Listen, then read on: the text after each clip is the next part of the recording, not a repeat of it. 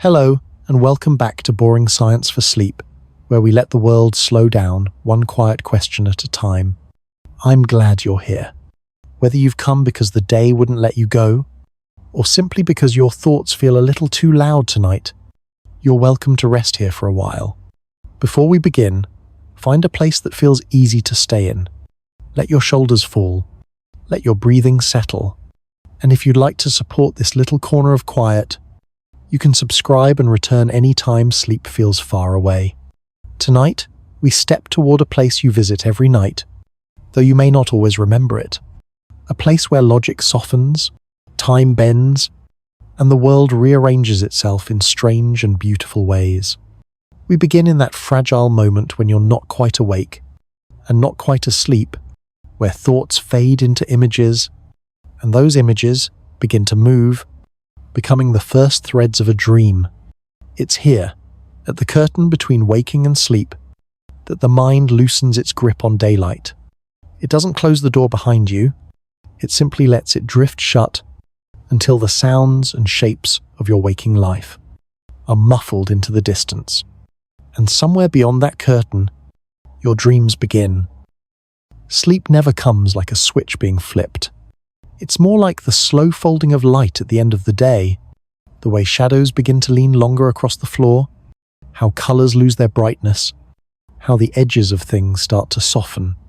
You are still here, in your bed, aware of the room around you, but something has begun to loosen. The thoughts that held you upright all day are starting to lose their order, sliding into a rhythm that doesn't quite belong to waking life. Your breathing deepens on its own. The beat of your heart eases, as if the body is stepping back from a long day's pace and finding a slower, gentler rhythm. Even without you noticing, your temperature drops a little, like the quiet cool that falls over a field after sunset. Small movements fade, the shift of a shoulder, the flex of your jaw, the restless turn of your fingers, until stillness spreads through you. This is the hypnagogic drift, that fragile bridge where wakefulness begins to dissolve. Here, thoughts start losing their sentences and become images instead. You might catch the faintest glimpse of something, a stranger's face you've never seen before, a street that feels half-remembered, a scrap of music with no name. They flicker and fade so quickly. You can't hold on to them, like snowflakes melting before they land. Every now and then, your body might startle itself awake in a quick, soft jolt, a hypnic jerk, one last signal from a nervous system that hasn't fully surrendered to stillness. But each time you settle again, you drift a little further. The mind is already shifting inward. It is letting go of the constant pull from the outside world, turning instead toward its own inner landscapes. This is what science calls the first stage of sleep, the brief but essential threshold you must cross before you can reach the deeper waters of rest. If something interrupts you here, a sound in the hallway, a thought that tightens its grip, the door closes again, and you find yourself back on the waking side. But when nothing pulls you back, the change is almost invisible. The latch turns without a sound. The door opens just enough for you to step through. In this place, the day is still near, but it has begun to blur at the edges. Memories slip from their proper sequence. Images arrive without warning, and time feels different, not like it's moving forward, but like it's folding around you. You are not dreaming yet, but you are no longer fully awake. You're simply drifting, resting in the soft current that carries you, from the brightness of day into the gentle darkness that waits ahead. And somewhere beyond that darkness, dreams are beginning to gather. By the time your body has settled into the deeper layers of rest, the waking world feels like something you could almost convince yourself you imagined. Breathing is slow and steady now. Your heartbeat keeps time in a softer meter. Muscles are no longer holding you up, they are simply resting in place, released from their work. You've passed through that light, uncertain stage where the door could still swing open to the day. Now, you've descended far enough that returning to wakefulness would feel like swimming back up through deep water. And then, after these quiet depths, something begins to shift again. It starts small, a subtle stirring that you wouldn't notice if you weren't already inside it. Somewhere in the architecture of your mind, the patterns of electricity start to quicken. Brainwaves that had slowed into long, rolling rhythms begin to sharpen, their peaks rising closer together. The change is so unlike the slow drift into sleep that it almost feels like an awakening, but it isn't. It's something else.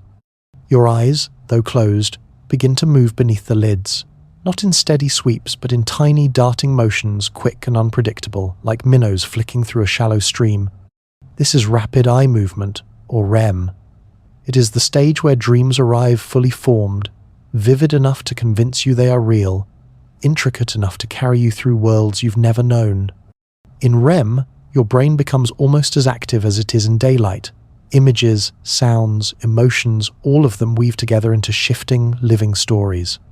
Yet your body remains still, held in a gentle paralysis that keeps you from acting out the movements of your dream. It's a quiet safeguard. Your mind may be running, but your muscles remain folded into rest. Without it, the dream could spill into waking space, and sleep would fracture.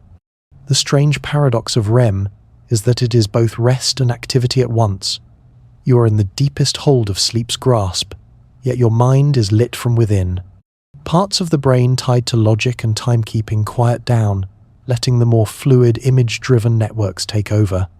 The emotional centers glow brighter, flooding your dreamscapes with feelings that might be far stronger than anything the day gave you. The landscapes of REM are not bound by the rules you follow when awake.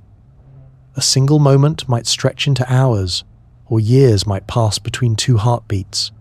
You could be standing on the street you grew up on one second, and the next, be standing on a cliff above an ocean you've never seen, wearing clothes you don't remember putting on, speaking a language you've never learned, and somehow, in the dream, all of it feels right.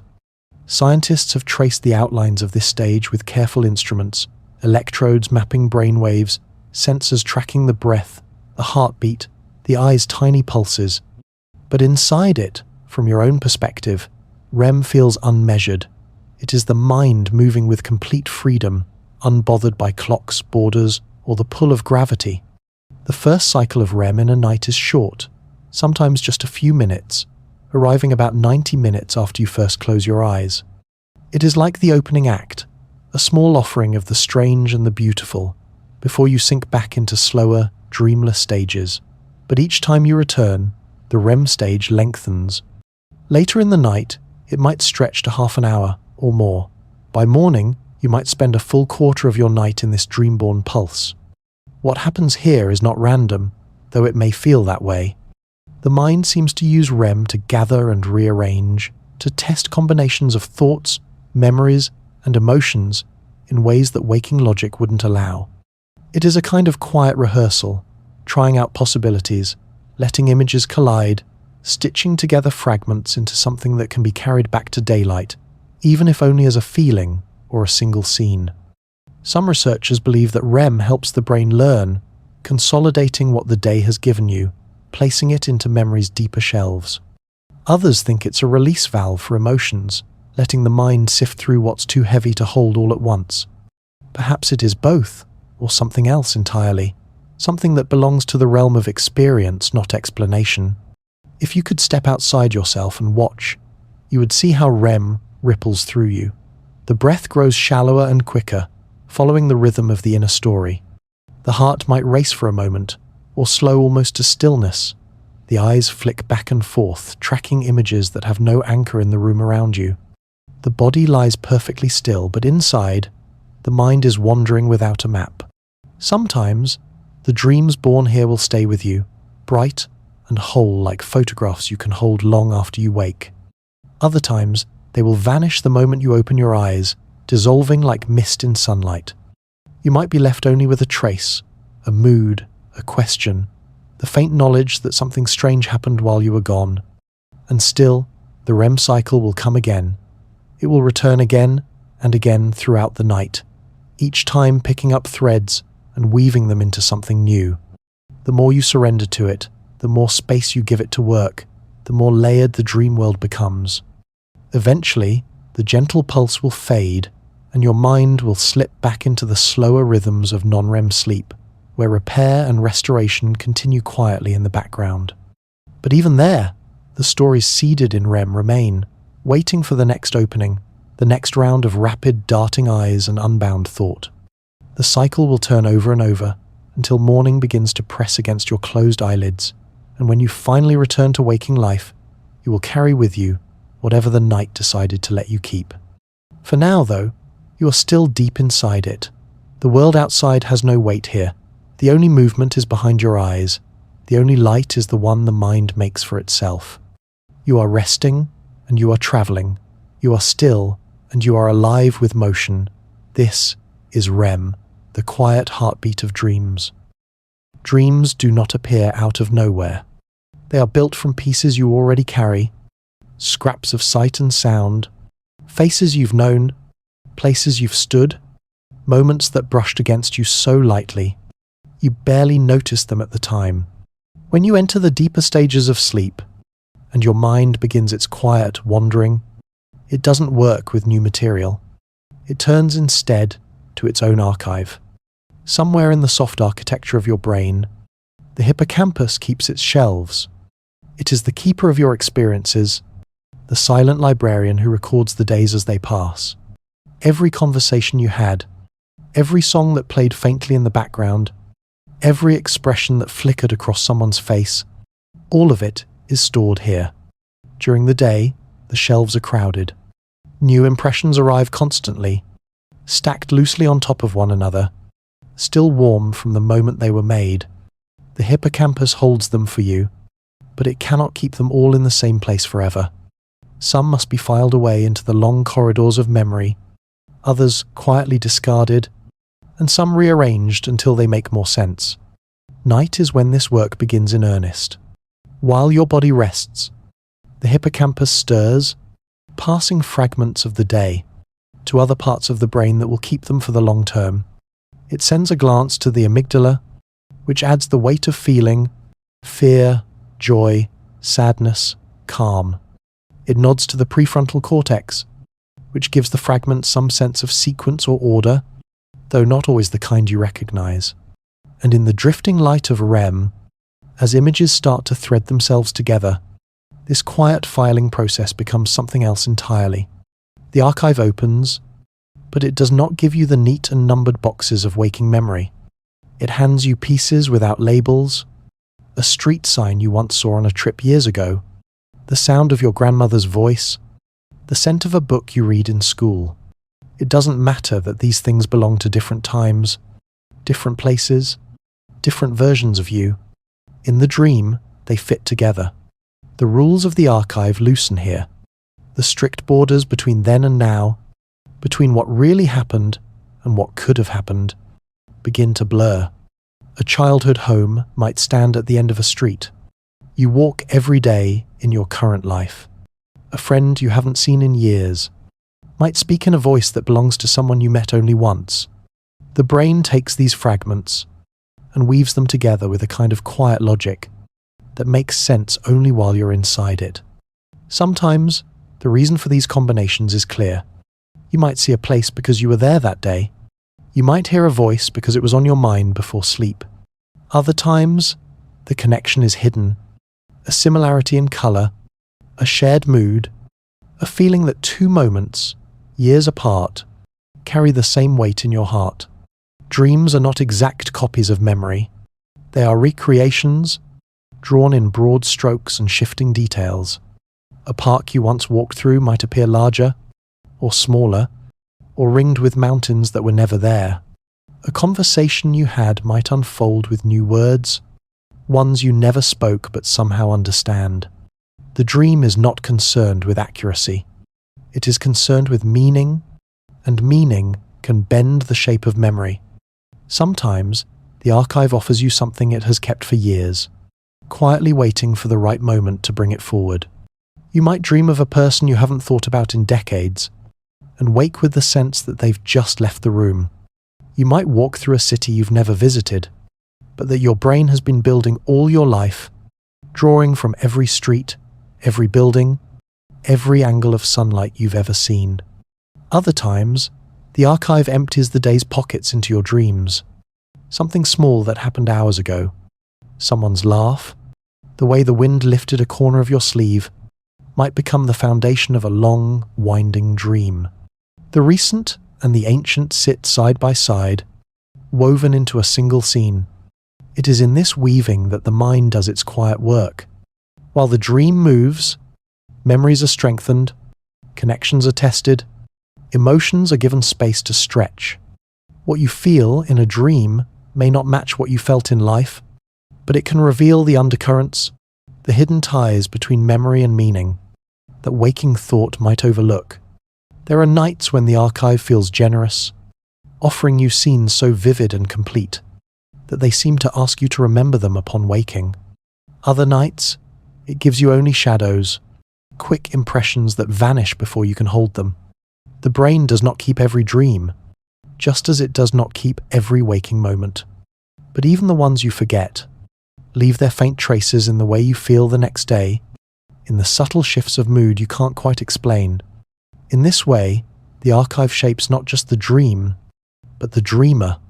It turns the life you've already lived into a place you can walk through again, though never exactly as it was.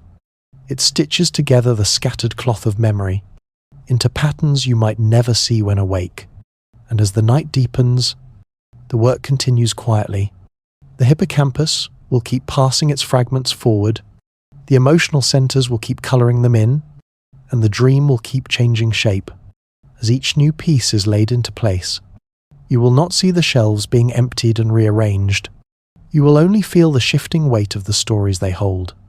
And when morning comes, you might wake with one of them still in your hands, a bright, impossible thing that feels both old and new at once, carried across the curtain of sleep from the endless corridors of your own mind.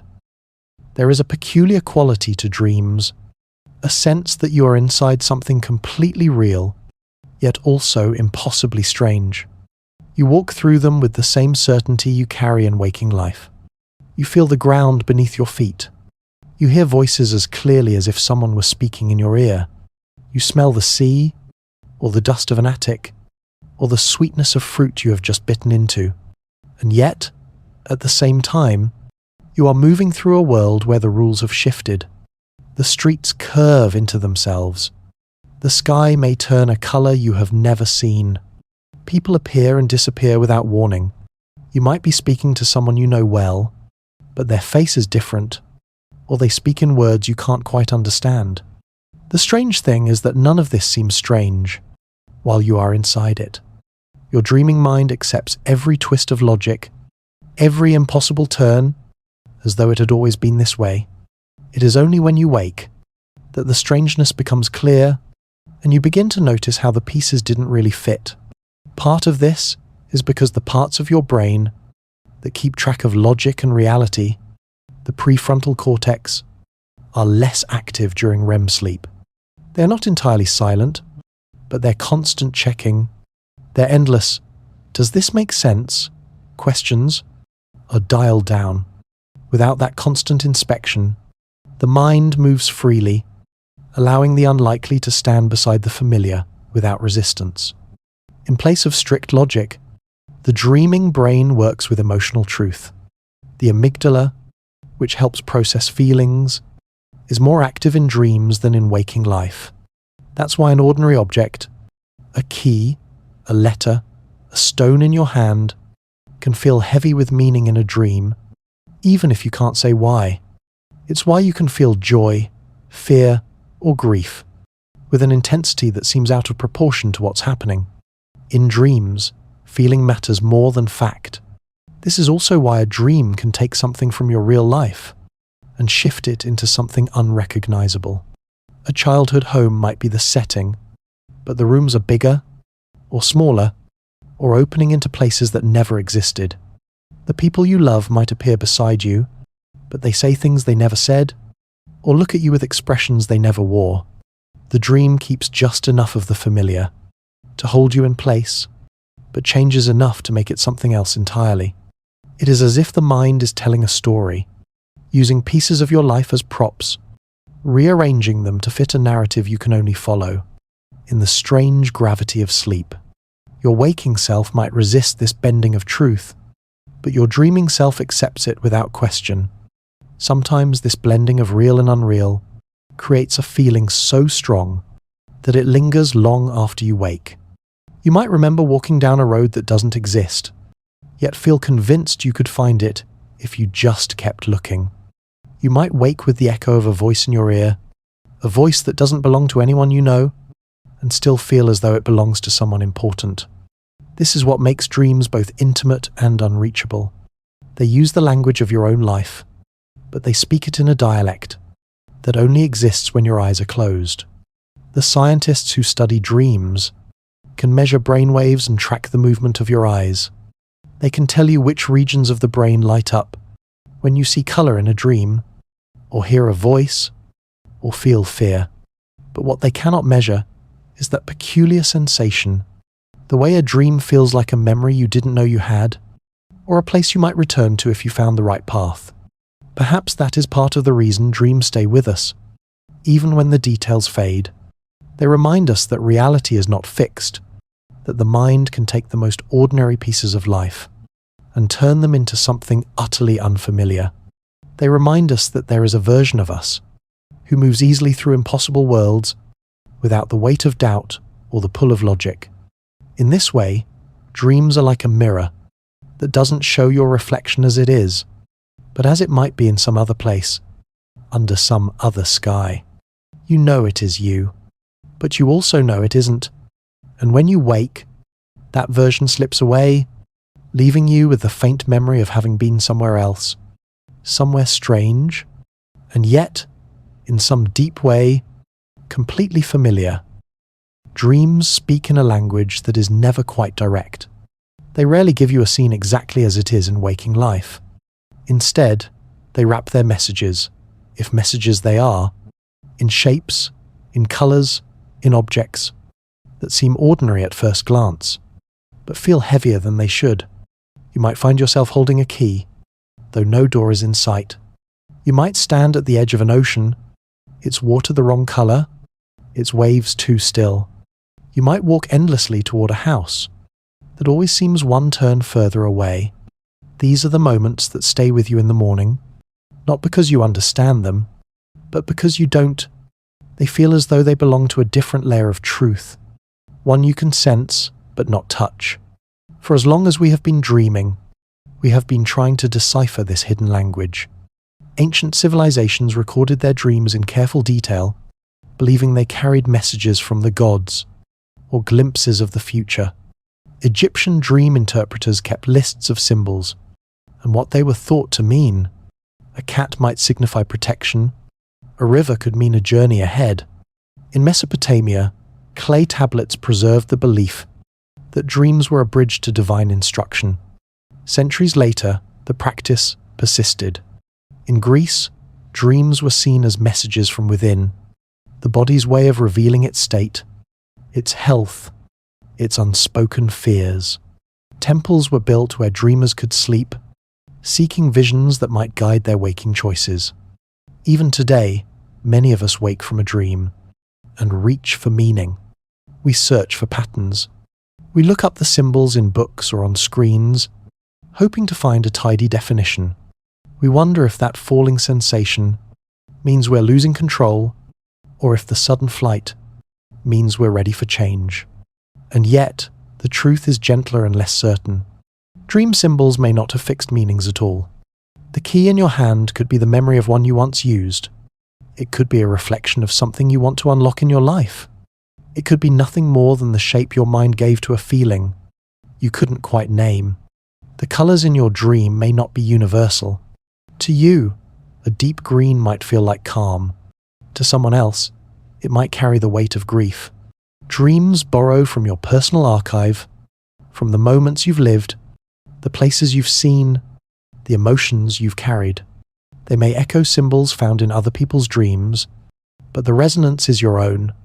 The fog of dreaming makes interpretation slippery. What feels profound in the moment can scatter in the light of morning. You might try to write it down, but the edges blur before the ink dries.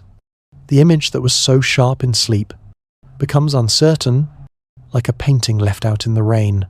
Perhaps this is why some scientists see dream symbols not as coded messages, but as the brain's way of stitching together memories, feelings, and impressions into a form the mind can hold.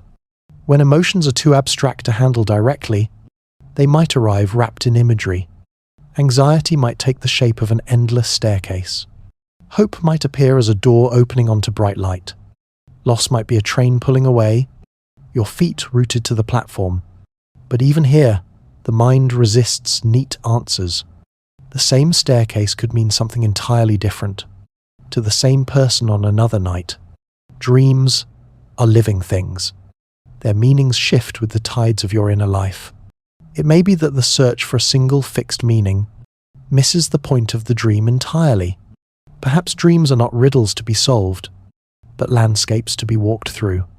Perhaps their symbols are not meant to be translated into the language of waking life, but experienced in their own time and space, felt rather than decoded. When you stand in a dream holding that key, it may not matter what door it opens.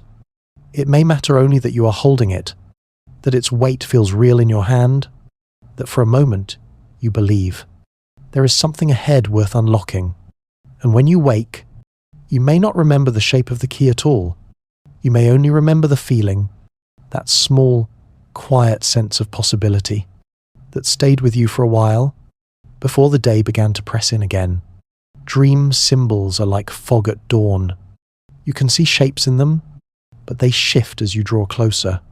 They resist being caught, and perhaps that is part of their beauty. They remind you that not everything needs to be clear to be meaningful. In the end, a dream is not just the sum of its symbols. It is the atmosphere they create, the way they move through you, the way they linger after you open your eyes. It is their mystery that makes them stay, half forgotten, half understood, but entirely yours. When the waking mind grows tired, it tends to tidy itself away. It files the day's tasks into neat stacks, closes drawers, switches off the lights in rooms that will not be used until morning. It becomes careful, deliberate, leaning on logic to guide its steps. But the dreaming mind is not bound to such order. When sleep takes hold and the doors of logic soften, the mind steps out into a vast, unlit playground. Here, ideas do not have to walk in straight lines. They can tumble, collide, change shape without warning. Here, the improbable is allowed to live beside the familiar, and the result is something waking thought could never have constructed on its own. In this space, creativity moves like wind. It gathers fragments from every corner of your memory, a face glimpsed years ago in passing, the rhythm of a song you can't quite name, a sentence overheard on a train, and it sets them adrift, letting them meet and mix in ways you would never have thought to try while awake. Artists have long known this hidden workshop. Stories drift into dreams as scattered images, and wake as whole plots. Painters have opened their eyes in the morning to visions that seem to arrive fully formed, their colours still vivid from the night. Musicians have caught melodies they first heard in sleep, writing them down before they faded into the air. In these hours, your mind is both author and stage, director and actor. It tests shapes, rearranges patterns, builds worlds from nothing but the soft clay of thought. The pressure to make sense of things is gone. Playfulness takes its place. What would happen if the sky were green? What if a mountain could fold like paper? What if the past and the future could sit together in the same room, speaking in voices you recognize? Some of the greatest leaps in science and art have come from this place. A chemist dreams of atoms dancing in rings and wakes to the structure of a molecule. A writer dreams of a man and a whale and wakes with the spine of a novel. Even in small private ways, we carry these gifts from sleep into daylight, a sudden solution to a problem, an image that makes its way into a sketch, a phrase that feels like the beginning of something. The brain's chemistry during sleep makes this possible. In REM, the usual gatekeepers, those strict overseers of reason, step aside. The emotional centers glow more brightly, the visual centers hum with activity, and the associative networks to begin to connect things that waking thought would keep far apart. It is a kind of freedom you cannot force when you're awake. It comes only when you stop reaching for it. But creativity in dreams is not always grand or complete. Sometimes it is a fleeting arrangement of shapes and colors, beautiful for the seconds it exists. Sometimes it is a sentence spoken once, its meaning impossible to recall by morning. It can be as simple as seeing an old memory through a different lens, lit in a way that makes you understand it differently. The play of the dreaming mind is not about productivity. It is not trying to make something to keep. It is simply exploring, letting the self wander without a map, testing what it might feel like to move through a world without the usual boundaries. This exploration can be joyous, but it can also be strange, even unsettling. The mind does not censor itself here. It allows everything room to exist. If you pay attention upon waking, you may find traces of this night work woven into your thoughts. The solution to a stubborn problem might arrive without warning. A connection between two ideas might seem obvious, though you never saw it before. A new rhythm might settle into a poem or a song, without you knowing where it began. It is tempting to think of dreams as separate from the work of waking life, but perhaps they are not separate at all. Perhaps the creativity you see in the day is simply the echo of what the mind has been building in the dark. And so each night, as you drift into sleep, you step into that hidden space again. The playground waits. The air hums with possibilities. And the mind, relieved of its daylight duties, begins to play. Even when the body rests, the day does not end completely. Its light and shadows follow you inward, slipping through the narrowing gap between waking and sleep. They do not always keep their shapes. The sharp corners of a conversation may soften, the bright edges of laughter may fade, but the weight of them remains. Emotions have a way of crossing the border into dreams, more easily than facts. The mind can leave behind the exact words someone spoke to you, but it carries the feeling those words left behind. It may forget the details of a room, but it will bring the way that room made you feel: safe, restless, unwelcome, free. This is why a dream can hold you in joy or sadness, without telling you exactly why. The cause is hidden, but the emotion is whole.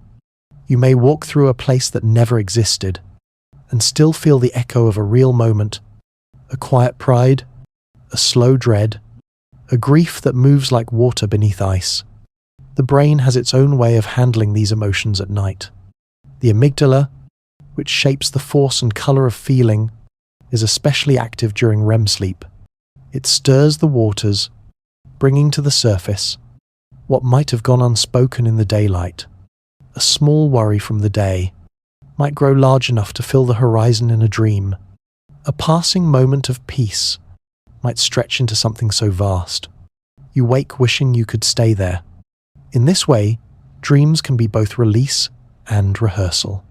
They let you feel through emotions in a place where no one is watching. Fear can rise without real danger. Anger can burn itself out without a single word spoken. Love can unfold without the weight of time. The dream becomes a room where emotions can move freely, testing their shape, finding where they lead. Sometimes, the connection to waking life is clear. A conversation that troubled you might replay in a new setting, or your mind trying to walk through it again, with different steps. Other times, the link is hidden. You may dream of a storm, when what you're really carrying is frustration. You may dream of a locked door, when what you're feeling is hesitation. It doesn't always matter if you can decode it. The process is already happening without your help. The mind is sorting, folding away what it can, loosening the knots it finds. It is not always gentle work. Nightmares can be the mind's way of showing you where the knots are tightest, but even those leave traces that can change the shape of the next day. Some nights, the shadows of the day pass quietly into the background of a dream, just enough to tint the air. Other nights, they take center stage, shaping every scene, pulling you into a world that feels as heavy as the one you left behind. And then there are nights when the emotions twist into something lighter, when a fear becomes a puzzle you can solve, when a sorrow becomes a story you can end differently. You might wake from such a dream, feeling as though you've been somewhere important, though you can't explain why. The details slip away, but the emotion stays, a quiet shift in your chest, a change in the way the morning air feels on your skin. In this way, the emotional life of a dream is not separate from the emotional life of the day. They are part of the same current, flowing forward and back. What you carry into the night will shape the places you walk in your sleep, and what you bring back from those places will shape how you step into the morning. So each night, when your eyes close and the world tilts inward, the shadows of the day follow you, not to trap you, but to move with you, to find their way into shapes and colors that might help you understand them or simply let them go. When the world is quiet and the body has let go of its weight, the mind does not stop working. It simply changes the way it works. The daytime hours demand structure, steps, rules, facts stacked neatly in sequence. But the nighttime mind moves in circles and leaps, touching distant points and pulling them closer, as though the space between them was never there. This shift makes dreams a strange and powerful workshop for thought. Without the constant filter of reason, the mind is free to rearrange the pieces of a puzzle in ways the waking self might never attempt. It can take the rigid frame of a problem and bend it until new shapes appear. You may have felt this without realizing it. A question you wrestled with all day suddenly feels lighter in the morning, its answer closer at hand.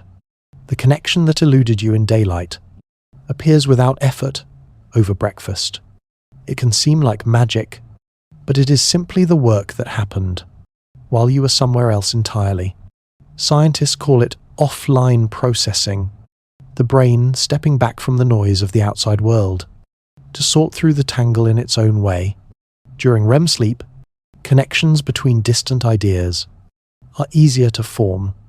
The mind moves freely through its own network, letting one thought brush against another until a spark catches. In dreams, this often plays out as a kind of quiet rehearsal. You might face a challenge in a dream, a locked gate, a riddle, a path split into two, and feel yourself choosing. You might try, fail, and try again, not realizing you are shaping your waking instincts in the process. The rules in dreams are loose, but the feelings they give you are real, and those feelings can guide you later, long after the dream itself has dissolved. Some problem solving is practical, like the musician who hears a melody in sleep and wakes to write it down, or the mathematician who sees the shape of a proof before morning light. Other solutions are quieter, touching the edges of the self rather than the outer world. A decision you've been avoiding may find its weight shifted by a dream. A fear may seem smaller once you've faced it in the strange safety of sleep. History is full of these midnight breakthroughs. Scientists, writers, inventors, waking with the answer they couldn't find the day before. But they happen in small ways too, in the private moments no one else will ever know. A conversation you need to have, a habit you need to change, a truth you need to admit to yourself. These too can find their way toward clarity when the mind is allowed to wander without the limits of daylight logic. The dreaming mind experiments constantly. It shifts the variables, tests what happens if the ground tilts or the sky changes color. It lets you step into versions of yourself you might never try while awake, bolder, quieter, quicker to forgive, slower to leave. Each experiment leaves a trace, whether or not you remember the dream. And perhaps this is why the answers found in sleep can feel so natural when they arrive. They are not forced. They do not come from pushing harder. They rise instead from the slow, patient turning of thought, in a place where there is no clock, no pressure, no fear of failure. In this way, the night becomes a quiet collaborator.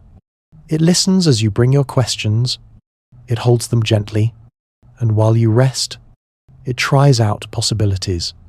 In the wide, unlit space of dreaming, by the time you open your eyes, you may not remember the experiments at all.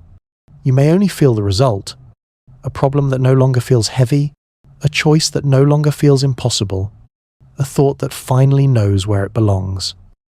Not all dreams move like gentle rivers. Some arrive like storms, their air thick, their colours sharp, their edges impossible to smooth. You wake from them with your heart quickened, the quiet of the room feeling too thin to fully separate you from where you've just been. Nightmares are the tangled threads of sleep, the moments when the mind's quiet weaving is interrupted by a knot it cannot ignore.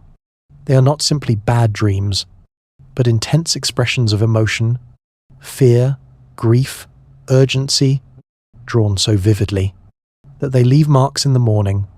Even here, the brain is working. Nightmares can be rehearsals, testing your reactions to danger or loss. In a space where the threat is not real. They can be mirrors, reflecting an unresolved fear from waking life, sometimes exaggerating it until it demands attention. They can even be warnings, not of the supernatural kind, but of the emotional or physical strain that your waking self has been carrying quietly for too long. The amygdala, the part of the brain that sharpens fear, burns brighter in these dreams. The prefrontal cortex, which helps you step back and reason through a moment, remains subdued, leaving emotion without its usual breaks. This is why, in a nightmare, you may run from something impossible or fight against a force you cannot see without ever questioning the logic. And yet, even when they shake you, nightmares are part of the mind's deep work. They give shape to what you cannot name, forcing it out of the quiet corners and into a form you can at least look at, even if only for a moment. Sometimes, the simple act of seeing the fear is the first step toward loosening its hold. Restless dreams live in a softer shadow of nightmares. They are not fully frightening, but they refuse to let you rest. They turn your mind over and over, through shifting scenes, a journey you can't complete, a task you can't finish, a conversation that never reaches its point. You may wake from them feeling as though you've been busy all night, the weight of the dream still in your chest. These dreams often appear when your waking hours have been filled with unfinished things. The mind carries that unfinished motion into sleep, trying to close loops that resist closing. The result is a kind of pacing, your thoughts moving without pause, the body resting but the mind still leaning forward. Some nights, both the restless dream and the nightmare seem to come from nowhere, but more often, they grow from the soil of your days, from stress left unspoken, from fears not fully faced, from griefs you've tried to keep neatly folded. Sleep may seem like an escape, but it is also a place where nothing can stay hidden forever. There is a paradox in this. The very dreams that unsettle you may also be the ones helping you most. By confronting you with the intensity of an emotion, they give your mind a chance to process it, to explore its edges in a space where consequences cannot follow you. This may be why people sometimes find that a nightmare repeated over time begins to change, a chase that ends in a conversation, a fall that turns into flight.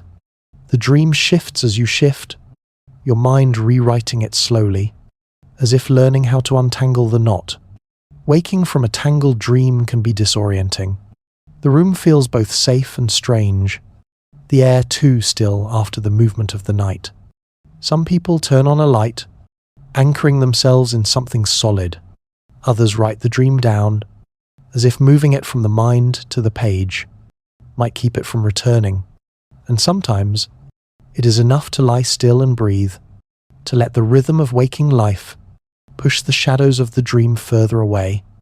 If there is comfort to be found here, it is in remembering that the dream, even the sharpest, even the most restless, is still yours. It was made by your mind, out of your memories, your fears, to your imagined possibilities. It may have frightened you, but it was not a stranger. And if it returns, it may not come to harm you, but to finish the work it began. In time, even tangled threads can be woven into something whole. The storms of the night can pass, their energy fading into the same quiet sea that carries all dreams away. And when they do, you are left with something quieter, a mind still, a body resting, and the first light of morning drawing you gently back. Waking is not always sudden. Sometimes it is a slow drift, a quiet current pulling you toward the surface.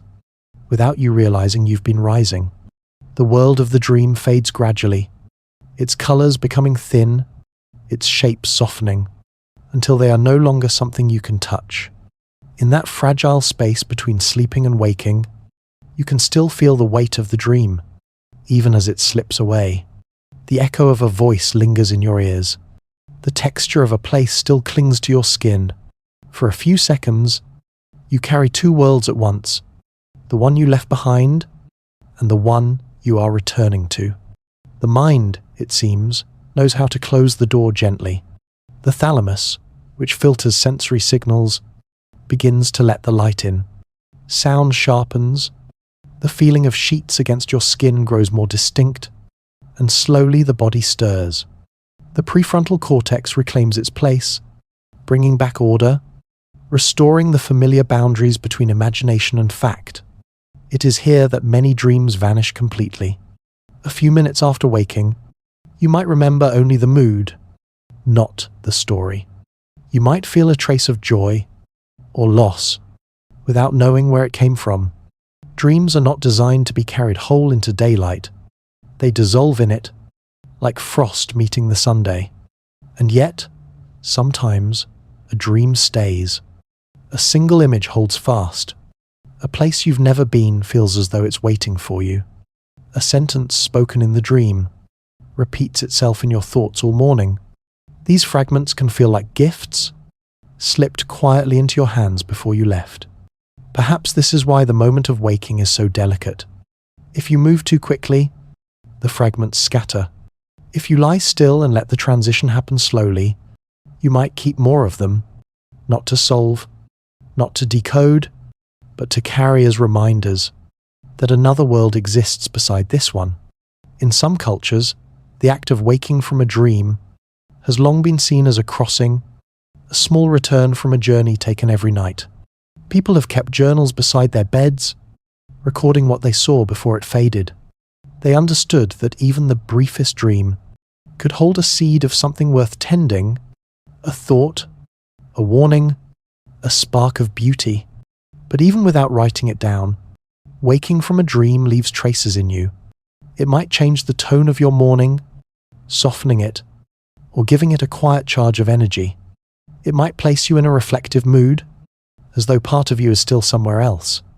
The gentle return is not just the brain switching from one state to another. It is a reunion, your waking self meeting your dreaming self, each bringing something the other cannot hold alone. One carries structure, the other carries freedom. One remembers the rules, the other remembers how to bend them. And when they meet, even briefly, you carry forward the balance they create. Some mornings, you might feel reluctant to let go. You might linger in bed, eyes closed, hoping the dream will return. Other mornings, you might feel ready to stand, to step fully into the day, carrying the quiet steadiness of sleep with you. Whether you remember your dreams or not, the act of waking is itself a kind of miracle. Your mind has traveled through vast and shifting landscapes, held conversations that never happened, solved problems you didn't know you had, and now it comes back to meet the world again, ready to fold those invisible experiences into the visible hours ahead. This is the rhythm we live in. Each night, a departure. Each morning, a return. The journey may be unmarked, the map's unwritten, but it is one we all take, over and over, until the crossings feel as natural as breathing. So as you wake tomorrow, whether it's to the sound of rain, or the warmth of sunlight through the window, or the gentle quiet of early hours, you might pause for just a moment.